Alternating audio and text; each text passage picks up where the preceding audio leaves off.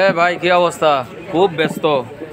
আমাদের কৃষিমন্ত্রী তো কইছে সবকিছুর দাম বেলে সহনীয় পর্যায়ে আছে। পেঁয়াজ স্যার কিভাবে এইগুলা তো আমরা কিনি মার্কেট থেকে অনেক দাম দিয়ে আনি। এটা কত কইরা? 75 টাকা। আপনারা বেচেন 75 টাকা? এটা নাকি সহনীয় পর্যায়ে আছে, কৃষিমন্ত্রী সাহেব বলছে।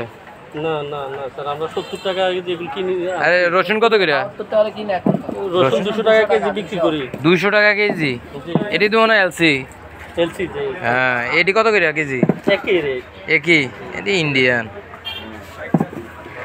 এই 30-35 টাকা করে পেঁয়াজ খাই না লোক, 75 টাকা দিয়ে কিনে। এটি নাকি সহনীয় পর্যায়ে। একটা দেশের কৃষিমন্ত্রী যদি এই কথা বলে, আমাদেরই তো দেশের লোক। উনি কোন পর্যায়ে? ডিম কত কইরা?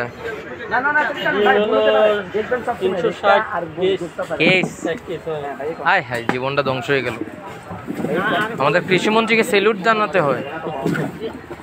চাউল কত কইরা? চাউলের কেজি এখন সর্বনিম্ন সবচেয়ে বাজে যে চাউলটা আছে 50 টাকা কেজি। 50 টাকা। এটা নাকি সহনীয় পর্যায়ে? আল্লাহ, ইয়া আল্লাহ, আল্লাহ তাদেরকে হেদায়েত দিক।